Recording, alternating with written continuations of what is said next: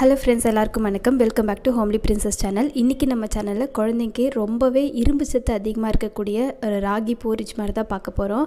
இது வந்து பார்த்தீங்கன்னா காலை உணவாக கொடுக்கறது ரொம்பவே பெஸ்ட்டு. இந்த ரெசிபியை 6 மாதத்துலேருந்து 2 வயசு குழந்தை வரைக்கும் தாராளமாக நீங்கள் கொடுக்கலாம். ஸோ இந்த ரெசிபியை எப்படி செய்யலாம்னு வீடியோக்குள்ளே சொல்லியிருக்கேன். வாங்க வீடியோக்குள்ளே போகலாம்.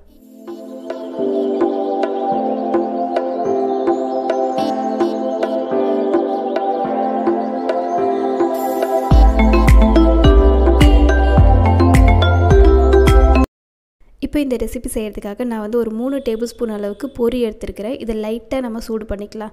ஏன்னா நம்ம சூடு பண்ணும்போது நல்லா கொஞ்சம் கிறிஸ்பி ஆகும், நம்ம அரைக்கிறதுக்கு கொஞ்சம் ஈஸியாக இருக்கும். இப்போ நான் வந்து பார்த்திங்கன்னா இதை நல்லா கொஞ்சம் வறுத்துக்கிட்டேன். ரொம்ப கலர் சேஞ்ச் ஆகணும், ரொம்ப சூடாகணும் அவசியம் இல்லை. ஜஸ்ட் அந்த கை பொறுக்கிற அளவுக்கு சூடு இருந்தால் போதும். இது நல்லா ஆறுனதுக்கப்புறமா நம்ம மிக்ஸி ஜாருக்கு ட்ரான்ஸ்ஃபர் பண்ணி கொஞ்சம் நம்ம ஃபைனாக வந்து அரைச்சி எடுத்து வந்துடலாம். கொஞ்சம் கோர்ஸாக இருந்தாலும் ஒன்றும் பரவாயில்ல, ஏன்னா நம்ம வந்து இதை கொதிக்க வைக்க போகிறோம், அதாவது நம்ம கூழ் மாதிரி காச போகிறோம். அதனால் அப்போ வந்து அது கரெக்டாக நம்ம குழந்தைங்க வந்து முழுங்கிறதுக்கு கரெக்டாக இருக்கும். இப்போ நான் வந்து ஒரு சாஸ் பேனுக்கு இந்த பவுடரை நான் வந்து மாற்றிட்டேன். அடுத்தது இது கூட 1 டேபிள் ஸ்பூன் அளவுக்கு ராகி மாவு சேர்த்துக்கிறேன். நம்ம இந்த கேழ்வரகு மாவு சேர்க்கறதுனால குழந்தைங்களுக்கு நல்ல இரும்பு சத்து கிடைக்கும். இப்போ நான் வந்து பார்த்திங்கன்னா தண்ணி ஊற்றி நல்லா இந்த மாதிரி கரைச்சிக்கிறேன் முதல்ல. ஏன்னா அப்போ தான் நமக்கு கெட்டியாக லம்ஸ் இல்லாமல் நல்லா நமக்கு கூழ் மாதிரி கிடைக்கும். நீங்கள் அடுப்பில் வச்சு காய்ச்சும் போது அங்கங்கே கட்டியாக ஃபார்ம் ஆகிடும். அதனால தான் இப்போவே நம்ம தண்ணி ஊற்றி நல்லா வந்து லம்ஸ் இல்லாமல் கரைச்சிக்கணும். அடுத்தது நம்ம மிச்சம் இருக்கிற 100 ml தண்ணியை நான் இதோட ஆட் பண்ணிக்கிறேன். உங்கள் குழந்தை எந்த அளவுக்கு சாப்பிடுவாங்களோ அந்த அளவுக்கு நீங்கள் குவான்டிட்டி வந்து செஞ்சால் போதும். இப்போ நல்லா நம்ம மிக்ஸ் பண்ணியாச்சு. இது நான் வந்து கேஸில் வச்சு நல்லா கைவிடாமல் கிளற போகிறேன். ராகி மாவு பொறுத்த வரைக்கும் அடிப்பிடிக்க சான்ஸ் இருக்குன்றதுனால நல்லா கைவிடாமல் சிம்மில் வச்சு குக் பண்ணுங்கள். அப்போ தான் அது நல்லா குக் ஆகும். இப்போ நம்ம எந்த ரெசிபி கொடுக்குறதா இருந்தாலும் நீங்கள் காலையில் கொடுத்து ட்ரை பண்ணுங்கள். அது அவங்களுக்கு சூட்டபிள் ஆகிடுச்சு அப்படின்னா நீங்கள் நைட்டில் கூட கொடுக்கலாம்.